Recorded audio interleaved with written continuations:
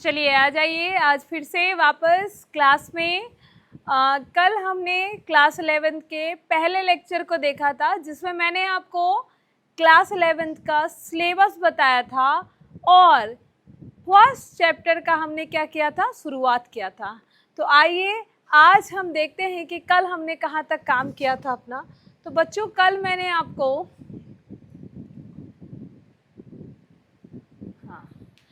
मैंने आपको रिप्रोडक्शन तक पढ़ा दिया था कि रिप्रोडक्शन क्या होता है और कितने प्रकार का होता है। कल हमने जाना सजीव क्या है, सजीवों के लक्षण क्या हैं और वृद्धि को हमने समझा था कि वृद्धि किसको कहेंगे।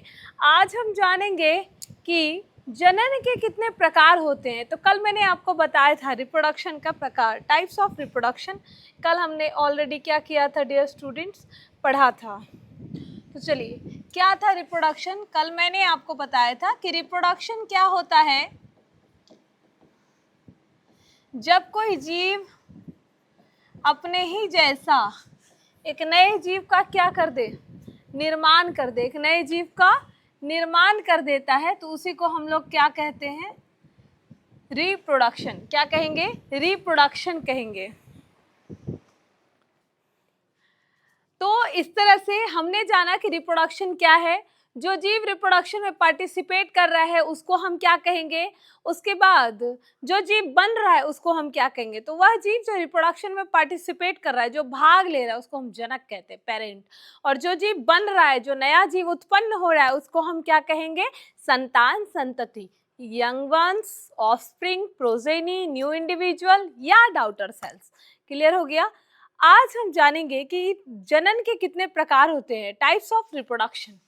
तो बेसिकली रिप्रोडक्शन के दो प्रकार होते हैं। कितने प्रकार होते हैं, दो प्रकार होते हैं। तो चलिए आज हम देखते हैं रिप्रोडक्शन के प्रकारों को। कल मैंने ये भी बताया था आपको, यहाँ पे लिखा हुआ है जनन के दो प्रकार होंगे। कल मैंने आपको बताया था कि दो प्रकार क्या होता है, एसेक्सुअल रिप्रोडक्शन और सेक्सुअल रिप्रोडक्शन। यही दो प्रकार होगा, एसेक्सुअल रिप्रोडक्शन और सेक्सुअल रिप्रोडक्शन।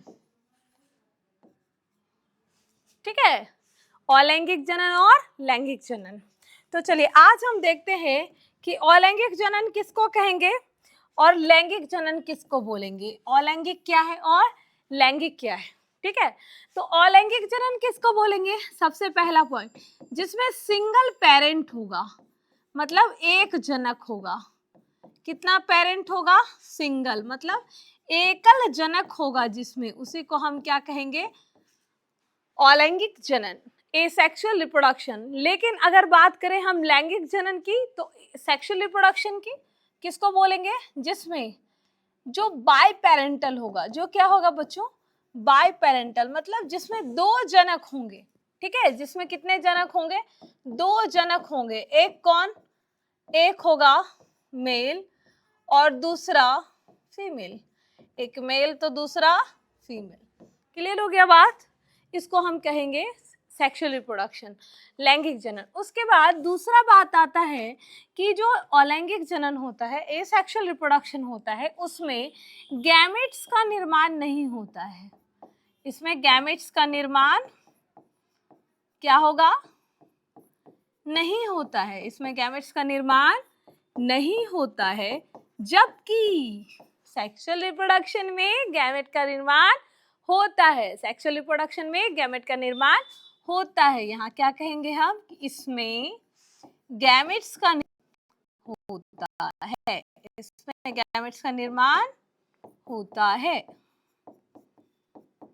चलिए इसके बाद हम अगला बात क्या बोलेंगे कि जो एसेक्सुअल रिप्रोडक्शन होगा, इसमें फर्टिलाइजेशन नहीं होगा बच्चों। क्या नहीं होगा, फर्टिलाइजेशन। मतलब क्या हो गया कि जब गैमेट ही नहीं बनेगा तो फर्टिलाइजेशन कहाँ से, जब एक ही पेरेंट है और गैमेट बन ही नहीं रहा है तो क्या फर्टिलाइजेशन होगा, क्या नहीं होगा, फर्टिलाइजेशन होगा, क्या नहीं होगा। तो एसेक्सुअल रिप्रोडक्शन ऐसे ऑर्गेनिज्म जो अलैंगिक जनन में भाग लेते हैं या अलैंगिक जनन के द्वारा नए संतान को जन्म देते हैं, उनमें निषेचन की प्रक्रिया नहीं होती है, उनमें निषेचन की प्रक्रिया नहीं होती है, तो इसमें फर्टिलाइजेशन नहीं होगा। लेकिन यहाँ पर तो दो दो पेरेंट है ना, एक मेल है और दूसरा फीमेल है, तो अकेले अकेले एक ऑर्गेनिज्म तो नया ऑर्गेनिज्म नहीं बना दे रहा है, दो ऑर्गेनिज्म है। इसका मतलब यहाँ पर दो अलग अलग ऑर्गेनिज्म अलग अलग गैमेट बना रहा है, दोनों गैमेट आपस में आके क्या होगा, मिलेगा, तो मतलब यहाँ पर फर्टिलाइजेशन का प्रोसेस होगा, यहाँ पर फर्टिलाइजेशन होगा। समझ में आ गई बात। आगे है कि मैम अगर गैमेट भी नहीं बना, फर्टिलाइजेशन भी नहीं हुआ, तो आखिर जनन कैसे हो गया, रिप्रोडक्शन कैसे हो गया, विदाउट गैमेट विदाउट फर्टिलाइजेशन कैसे हो गया रिप्रोडक्शन, तो कोई चमत्कार हो गया क्या, नहीं। कैसे हुआ तो बताते हैं। इसमें क्या होता है डियर स्टूडेंट्स कि जो हमारे शरीर की कोशिकाएं हैं, सोमैटिक सेल्स, ठीक है, जिसको हम लोग बोलते हैं हिंदी में कायिक कोशिका या देहिक कोशिका, कायिक कोशिका या देहिक कोशिका, वो भाग लेते हैं। कौन सी कोशिकाएं भाग लेती हैं, कायिक कोशिका या देहिक कोशिकाएं भाग लेती हैं। मतलब जो शरीर में वृद्धि होगा और जीव क्या कर लेगा, जनन कर लेगा। शरीर में वृद्धि हुआ और जीव क्या करेगा, जनन कर लेगा। इसी को हम कहेंगे एसेक्सुअल रिप्रोडक्शन। क्या कहेंगे, एसेक्सुअल रिप्रोडक्शन। लेकिन सेक्सुअल रिप्रोडक्शन में क्या होगा, यहाँ तो गैमेट्स बन रहा है ना, गैमेट मतलब स्पर्म और ओवम बन रहा है। स्पर्म क्या हो गया, जर्म सेल, ओवम क्या हुआ, जर्म सेल। तो इसका मतलब इसमें कौन से सेल्स पार्टिसिपेट कर रहे हैं, जर्म सेल्स। इसमें कौन से पार्टिसिपेट कर रहे हैं, जर्म सेल्स भाग लेते हैं। जननिक कोशिका, हिंदी इसमें क्या कहते हैं हम लोग इसको, जननिक कोशिका। क्लियर हो गई बात। उसके बाद डियर स्टूडेंट देखो कैसे होता है विभाजन। ये जो जनन हुआ दोनों में कौन से विभाजन से होगा, तो देखो ऐसे जीव जिनमें एसेक्सुअल रिप्रोडक्शन होता है, इनमें केवल माइटोसिस होता है, मतलब समसूत्री विभाजन होता है। क्या होता है, केवल माइटोसिस होता है, समान सूत्रण होगा, ठीक है। लेकिन ऐसे जीव जो एसेक्सुअल नहीं, सेक्सुअल रिप्रोडक्शन को पार्टिसिपेट कर रहे हैं, उनमें क्या होगा, माइटोसिस भी होगा, मतलब समसूत्री भी होगा, और मियोसिस भी होगा, मतलब अर्धसूत्री भी होगा। ये दोनों ही विभाजन करते हैं, इसमें माइटोसिस तथा मियोसिस दोनों ही होता है, ठीक है। आगे बात आती है, ये जो प्रोसेस है ये कैसा प्रोसेस होगा, फास्ट या स्लो। ये कैसा प्रोसेस होगा, फास्ट या स्लो। तो ये वाला प्रोसेस तो भैया बहुत तेजी से हो जाएगा। तो ये कैसा प्रोसेस है, फास्ट प्रोसेस। कैसा प्रोसेस है, फास्ट प्रोसेस। और ये कैसा प्रोसेस है, स्लो प्रोसेस। कैसा प्रोसेस है ये, स्लो प्रोसेस। इसमें जो वेरिएशन है वो लेस पाया जाता है या नो, ना के बराबर, ठीक है। लेकिन अगर बात की जाए सेक्सुअल रिप्रोडक्शन का, तो इसमें भैया हाई वेरिएशन होगा। क्यों, क्योंकि मम्मी का भी लक्षण आना है, पापा का भी लक्षण आना है, तो वेरिएशन तो दिखेगा ना। समझ में आ रही है बात, इसमें बहुत हाई वेरिएशन होने वाला है। उसके बाद वेरिएशन नहीं हो रहा है या ना के बराबर हो रहा है, हो ही नहीं रहा है। इसका मतलब क्या हुआ कि इसमें जो ऑफस्प्रिंग बनेगा, जो संतान बनेगा, हूबहू अपने जनक के क्या होगा, समान होगा, आकारिकी में भी और अनुवांशिकी में भी। तो उसको हम लोग क्या कहेंगे कि इसमें किसका निर्माण होता है, क्लोन का निर्माण होता है। किसका निर्माण होता है, क्लोन का निर्माण होता है। और इसमें क्लोन का निर्माण नहीं होता है। तो चलिए बात समझ में आ गई, क्या difference between asexual and sexual reproduction. क्या है एसेक्सुअल रिप्रोडक्शन और क्या है सेक्सुअल रिप्रोडक्शन। तो एसेक्सुअल रिप्रोडक्शन के बारे में मैंने आपको बताया कि एसेक्सुअल रिप्रोडक्शन में केवल एक जनक भाग लेगा, जबकि सेक्सुअल रिप्रोडक्शन में दो, एक मेल और दूसरा फीमेल, ठीक है। उसके बाद आते हैं हम कि एसेक्सुअल रिप्रोडक्शन में किसी भी प्रकार के गैमेट का निर्माण नहीं होगा, जबकि सेक्सुअल रिप्रोडक्शन में गैमेट का निर्माण होगा। फिर बात आए जब गैमेट नहीं बनेगा तो मतलब क्या है, एसेक्सुअल रिप्रोडक्शन में फर्टिलाइजेशन की प्रक्रिया नहीं होगी, तो एसेक्सुअल रिप्रोडक्शन में निषेचन की प्रक्रिया नहीं होगी। जबकि सेक्सुअल रिप्रोडक्शन में दो अलग अलग गैमेट बन रहे हैं, दोनों का मिलना बड़ा जरूरी है, तो निषेचन की प्रक्रिया होगी। उसके बाद क्या है कि एसेक्सुअल में गैमेट भी नहीं बन रहा है, फर्टिलाइजेशन भी नहीं हो रहा है, तो ये नया जीव को जन्म कैसे दे रहा है? तो इसमें कौन से ऐसे सेल्स हैं जो भाग ले रहे हैं भैया? तो इसमें सोमैटिक सेल्स भाग ले रहे हैं। कौन से सेल भाग ले रहे हैं? Somatic cell. और अगर बात की जाए सेक्सुअल रिप्रोडक्शन की, तो इसमें कौन से सेल भाग ले रहे हैं? Germ cell. कौन से सेल? Germ cell. क्लियर है? आगे है कि कौन सा विभाजन हो रहा है एसेक्सुअल में और कौन सा विभाजन हो रहा है सेक्सुअल में। तो एसेक्सुअल में जो विभाजन हो रहा है उसको कहते हैं माइटोसिस। क्या कहते हैं? माइटोसिस। और सेक्सुअल में जो विभाजन होता है उसमें दोनों ही विभाजन होता है, अर्धसूत्री भी और समसूत्री भी, मतलब माइटोसिस भी होगा और मियोसिस भी होगा। फिर मैंने आपको कहा कि एसेक्सुअल में केवल एक ही जनक होता है, माँ भी वही बाप भी वही, मतलब माता भी वही पिता भी वही, एक ही होगा जो भी होगा। ठीक है, तो इसका मतलब क्या है, जो लक्षण आएगा, जो सकल सूरत आएगा, वह सब हूबहू किसके समान आएगा? उसी एक जनक के समान आएगा। मतलब जो बच्चा पैदा होगा, जो संतान उत्पन्न होगा, वो अपने जनक से हूबहू क्या होगा? समान होगा। ऐसे बच्चे को, ऐसे संतान को हम क्लोन कहते हैं। क्या कहते हैं? क्लोन। जो अपने जनक से आकारिकी एवं अनुवांशिक रूप से क्या हो? बिल्कुल समान हो, उनको हम कहेंगे क्लोन। फिर कहेंगे सेक्सुअल रिप्रोडक्शन में ऐसे बच्चों का निर्माण नहीं होगा जो हूबहू मिलता है, क्योंकि माता का भी क्रोमोसोम गुणसूत्र से आया जीन, लक्षण, अनुवांशिकी, और पिताजी से भी आया। ठीक है, तो दोनों का ही लक्षण आ गया ना, तो नहीं होगा, हूबहू नहीं होगा। ना हम हूबहू माता के जैसे दिखेंगे, ना ही हम हूबहू पिताजी के जैसे दिखेंगे। हम दोनों के मिश्रण है। मिश्रण क्या है? मिश्रण। ठीक है, तो सेक्सुअल रिप्रोडक्शन में क्लोन का निर्माण नहीं होता है। तो आई होप आपको ये बात पूरी तरह से समझ में आ गई हो। तो चलिए इसी के साथ हम अगले टॉपिक पर आते हैं अपना। हमारा अगला टॉपिक क्या है बच्चा? उपापचय, जो सजीव का तीसरा लक्षण है। सजीव का कितना लक्षण है? तीसरा लक्षण है। उपापचय को इंग्लिश में कहा जाता है मेटाबॉलिज्म। क्या कहा जाता है? मेटाबॉलिज्म। क्या है उपापचय? तो उपापचय दो शब्दों से मिलकर बना है। उपापचय कितने शब्दों से मिलकर बना है? दो शब्दों से मिलकर बना है, उपचय और अपचय। उपचय और अपचय। तो चलिए आते हैं, हम लोग देखते हैं कितने शब्द से मिलकर बना है। दो, उपचय और अपचय। ठीक है, इंग्लिश में इसको बोलते हैं एनाबोलिज्म और इसको बोलते हैं कैटाबॉलिज्म। ठीक है, ये जो होता है ना, ये इसमें निर्माण होता है, छोटे छोटे अणु आपस में जुड़कर क्या करेंगे? बड़े यौगिकों का निर्माण कर देंगे, वही क्या कहलाएगा? उपचय। और अपचय क्या होगा? बड़े बड़े यौगिकों का जब छोटे छोटे अणुओं में विघटन होगा, टूटेगा, उसको हम क्या कहेंगे? अपचय। देखो, अगर हम इसको शॉर्ट में समझना चाहे ना, एकदम सटीक में, तो हम कहेंगे कि उपचय क्या है?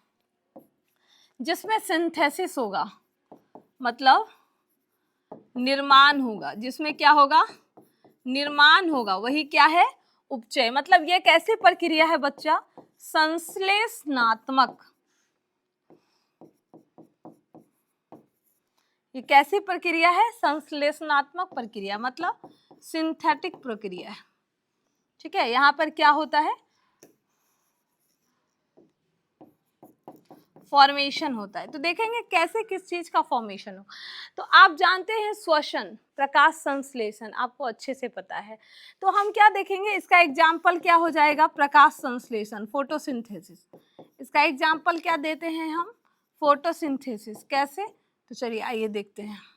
इंग्लिश में इसको क्या कहते हैं हम लोग? फोटोसिंथेसिस।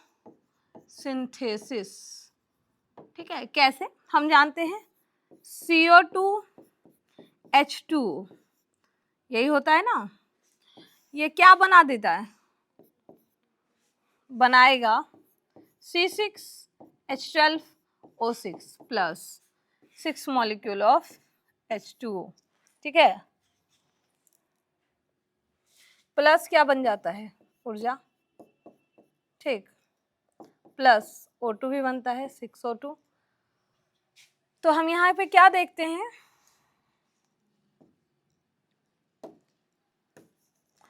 कि कार्बन डाइऑक्साइड,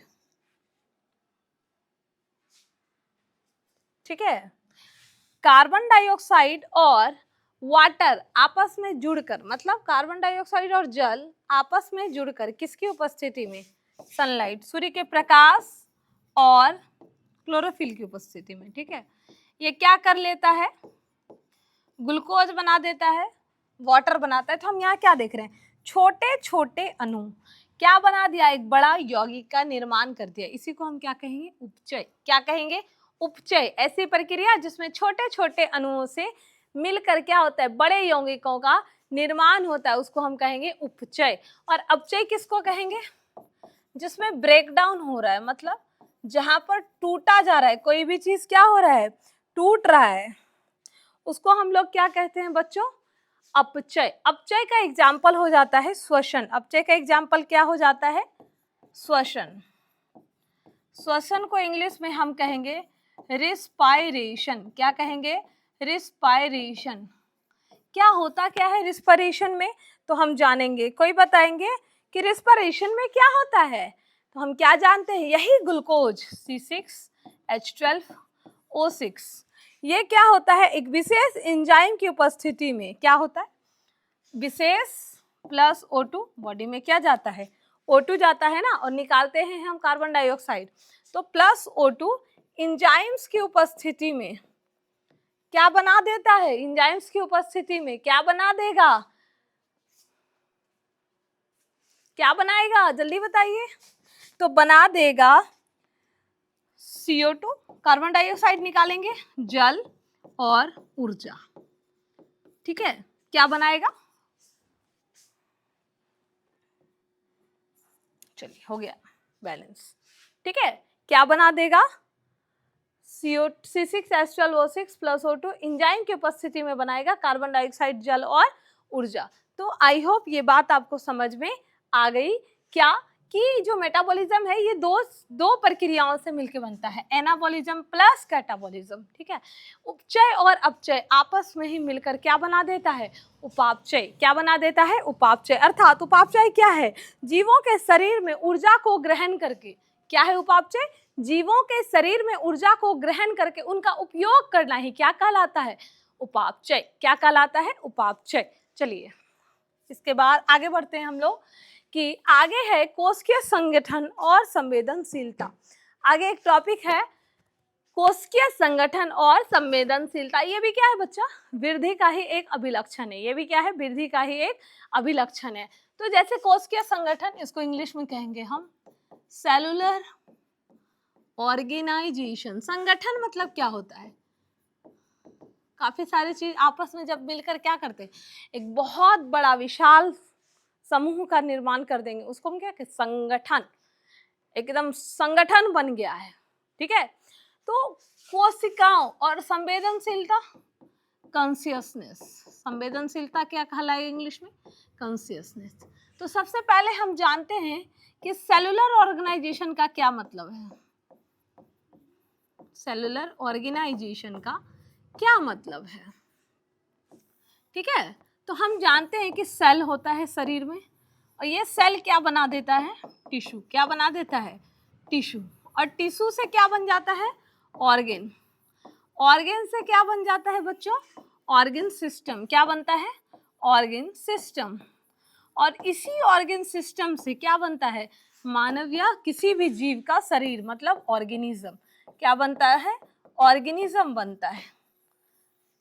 समझ में आ रही बात कि सेल क्या बना दिया, टिश्यू। टिश्यू से बना ऑर्गेन, ऑर्गेन से बनता है ऑर्गेन सिस्टम, और सिस्टम से बनता है ऑर्गेनिज्म। सेल क्या है, सेल क्या है, कोशिका क्या है, आधारभूत इकाई है। आधारभूत इकाई मतलब इस बेसिक यूनिट है। सेल क्या है, बेसिक यूनिट। सेल को हम क्या कहेंगे, बेसिक यूनिट है, ये आधार है, ये किसी भी सजीव के शरीर का क्या है, आधार। उत्तक किसको बोलेंगे, टिश्यू। इसको हिंदी में क्या कहते हैं बच्चों? उत्तक। ये क्या है? कोशिका। ठीक है, अंग। ये क्या है? अंगतंत्र। सॉरी, ये है अंग, ये क्या है? अंगतंत्र, और ये बन गया जीव। समझ में आ गई बात? तो देखिए, एक समान कोशिकाओं का समूह, कैसा? एक समान कोशिका का समूह क्या बना देता है? उत्तक, जो किसी एक कार्य को ही करेगा, खास कार्य को। उत्तकों के समूह से अंग बनता है। उत्तकों के समूह से क्या बन जाता है? अंग। अंगों के समूह से अंगतंत्र, क्या बनेगा? अंगतंत्र। और अंगतंत्रों के समूह से सजीव बन जाता है। इसका मतलब हम क्या जाने कि जितने भी सजीव हैं, जितने भी सजीव हैं, उनका जो शरीर है वो किससे बना हुआ है? कोशिकाओं से मिलकर बना हुआ है। किससे मिलकर बना हुआ है? कोशिकाओं से मिलकर बना हुआ है। इसका मतलब सजीवों का शरीर का जो संगठन है वो कोशिका का है। देखो, दो प्रकार के सजीव होते हैं, एक कोशिकीय और बहुकोशिकीय। तो ऐसे सजीव जिनका शरीर का संगठन केवल एक कोशिका से ही होता है, उनको कहेंगे एक कोशिकीय सजीव। क्या कहेंगे? एक कोशिकीय जीव। और ऐसे सजीव, ऐसे जीव जिनका शरीर एक से अधिक प्रकार की कोशिकाओं से बना होता है, उसको हम कहते हैं बहुकोशिकीय जीव। क्या कहते हैं? बहुकोशिकीय जीव। जैसे हम लोग क्या है? बहुकोशिकीय जीव हैं। चलिए, इसके बाद क्या है? संवेदनशीलता। इसके बाद क्या है? संवेदनशीलता, मतलब कॉन्शियसनेस। क्या है संवेदनशीलता? तो ऐसी प्रक्रिया जिसमें कोई जीव पर्यावरण में हो रहे परिवर्तनों को महसूस करके उनके प्रति क्या करता है? अभिक्रिया देता है। क्या करता है? अभिक्रिया देता है। क्या कहलाता है? संवेदनशीलता। क्या कहलाया? संवेदनशीलता। जैसे पक्षी ठंडे में क्या करती है? अपना पंख फैला के लेती है ताकि उसके शरीर में क्या होगा? ठंडा कम लगेगा, तो अपने पंखुड़ी को क्या करता है? फैला के रखता है। ठीक है, क्योंकि उसके पंखों की वजह से उसके शरीर में ठंड कम लगती है। तो क्या हो रहा है? वो संवेदनशीलता को दर्शा रहा है ना, कि उसको पर्यावरण में क्या हो रहा है? पर्यावरण ठंडा ठंडा महसूस हो रहा है, तो अपना पंख फैला लिया। मनुष्य को गर्मी लगने लगता है, एसी कूलर पंखा चल जाता है, चलता है ना। धूप लगता है, बड़े बड़े पेड़ों के छांव को ढूंढने लगते हैं हम। इसका मतलब क्या है? हम सभी जीव पर्यावरण में हो रहे विभिन्न प्रकार के परिवर्तनों को महसूस करके उनके प्रति क्या दर्शाते हैं? चेतना को दर्शाते हैं, अभिक्रिया देते हैं। उसी प्रक्रिया को क्या कहा गया? संवेदनशीलता। तो इस प्रकार हमने एक टॉपिक खत्म किया अपना, जिसका नाम है सजीवों के अभिलक्षण। तो आपको मैंने 5 अभिलक्षण पढ़ाए: वृद्धि, जनन, कोशिकीय संगठन, उपापचय और संवेदनशीलता, जिसमें 2 ऐसे लक्षण जिनसे सजीवों को हम पूरी तरह से परिभाषित नहीं कर सकते हैं, और कुछ ऐसे भी अभिलक्षण देखें जिनसे हम सजीवों को पूर्णतः परिभाषित कर सकते हैं। तो आई होप यहाँ तक आपको बात समझ में आ गई है। जब आप बच्चा आगे बढ़ोगे तो एनसीईआरटी में आपको अगला टॉपिक देखने को मिलेगा जैव विविधता। क्या मिलेगा? जैव विविधता। तो देखो, इस बायोडाइवर्सिटी शब्द का जो प्रयोग था ना, जैव विविधता शब्द का प्रयोग सबसे पहले रोजेन नामक वैज्ञानिक ने किया था। किसने किया था? रोजेन ने किया था। इस शब्द का प्रयोग किसने किया था? रोजेन नामक वैज्ञानिक ने। ठीक है, फिर बात आता है कि फादर कौन है? फादर ऑफ बायोडाइवर्सिटी कौन है? Edward Wilson. कौन है? Edward Wilson. इनको कहा जाता है जैव विविधता का जनक। क्या कहा जाता है? जैव विविधता का जनक। ठीक है, जैव विविधता कहते किसको हैं? तो जीवों में पाए जाने वाले, जीवों में पाए जाने वाले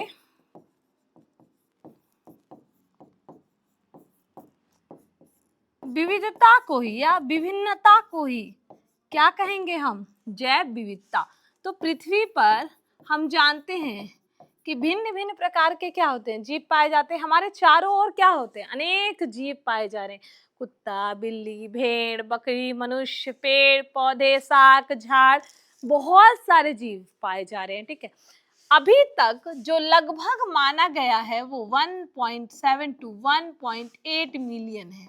मतलब 1.7 से लेकर 1.8 जातियां, मिलियन जातियां जो है ज्ञात हैं, अभी जानी गई जा चुकी है, और दिन ब दिन इसकी संख्या क्या होते जा रही है, बढ़ते जा रही है। ठीक है, तो इसी चीज को हम क्या कहेंगे, जैव विविधता। एक छोटा सा चार्ट है जिसमें दिखाया गया है कि कीट मतलब इंसेक्ट, इसकी कितनी जातियां जानी जा चुकी हैं विश्व में, 10,25,000। ठीक है, पादप, ये जो हायर प्लांट्स है, इसकी कितनी जातियां ज्ञात हैं, तो 2,70,000। फिशेस, जो मछलियां हैं, उसकी कितनी जातियां जानी गई हैं, 26,959। उसके बाद रेप्टाइल्स, इसकी कितनी जातियां ज्ञात हैं अभी तक, 7150। उभयचर मतलब एम्फीबियंस, जो धरती पर भी रहते हैं और पानी पर भी रहते हैं, स्थल में भी रहते हैं और जल में भी रहते हैं, उसकी 4780। पक्षी, बर्ड्स, इसकी कितनी जातियां हैं, 9700, 9700। स्तनधारी जंतु, मैमल्स, इसकी कितनी जातियां ज्ञात है, 4650। बैक्टीरिया, जीवाणु, वायरस, 4000, 15,959। ठीक है, ये सारे जीवों की जातियां क्या है, ज्ञात है। तो चलिए, आज हम लोगों ने क्या क्या सीखा कि जनन के कितने प्रकार देखे हमने, उसके बाद देखा कोशिकीय संगठन, उपापचय और जैव विविधता को।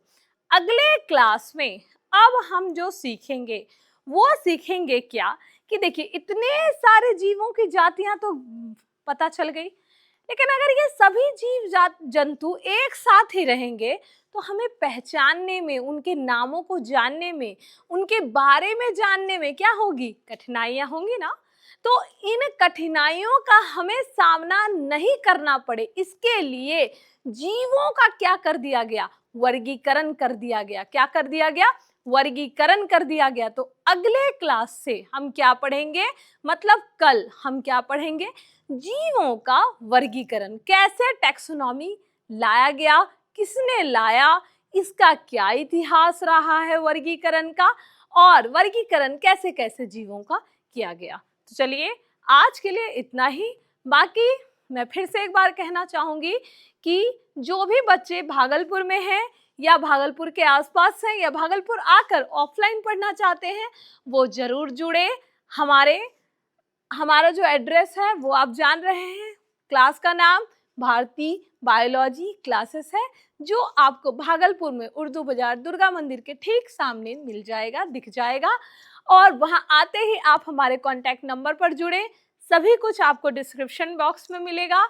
और जिन बच्चों ने अभी तक चैनल को सब्सक्राइब नहीं किया है, उनसे मेरा ये रिक्वेस्ट है कि चैनल को सब्सक्राइब जरूर कर ले, बेल आइकन पर बटन दबा ले, ताकि जो क्लासेस आती हैं वो सबसे पहले आपको पता चल जाएंगे, और अपने क्लासेस को और इस बात को क्या करेंगे, आगे खूब शेयर करेंगे। तो चलिए, टाई टाई, bye bye, take care, see you. मिलते हैं कल के क्लास में फिर इसी समय में। Bye bye.